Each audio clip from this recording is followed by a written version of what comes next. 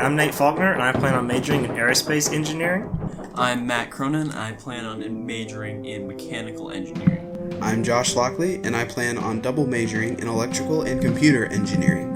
And I'm Gabe Lale, and I plan on majoring in aerospace engineering. And we are Hover See, Hover Do.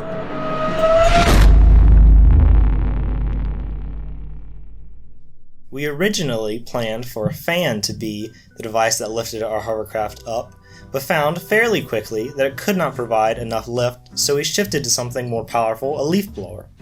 With a mechanism in place to lift our craft, we focused on finding a bag design that worked appropriately, and after a great deal of trial and error, we found that using a garbage bag wrapped around PVC insulation worked well. This provided a good seal with the ground, which allowed for air to be blown out evenly in all directions.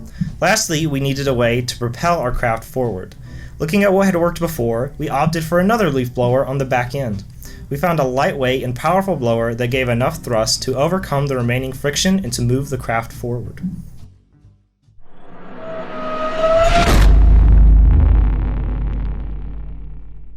Our biggest challenge was finding a bag design that would allow our craft to move stably.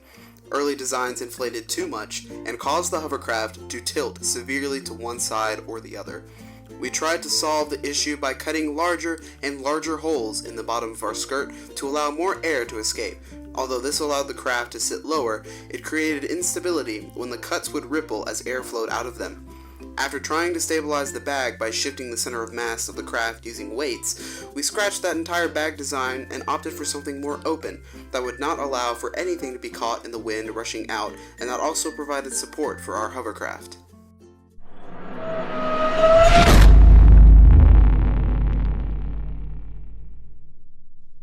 On competition day, we were shocked to see that the course was merely a table when the instructions for the hovercraft project had specified that something as long as 40 feet was possible. The table created many issues with our design since we used extension cords to power our leaf blowers, and having the cords drape off the side created far more drag than we had anticipated. Our hovercraft still finished, however, and after all our difficulties, we had found ourselves in 10th place.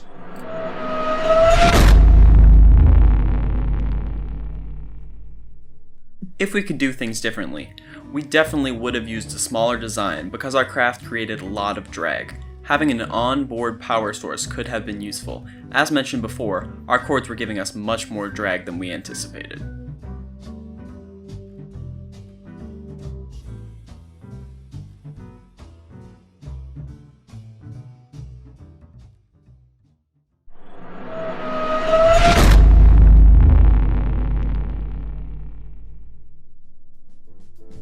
For anybody that is competing in the hovercraft competition next year, we strongly recommend starting your design early, not only having a finished product by competition day, but testing a finished product well ahead so that any problems can be found and solved.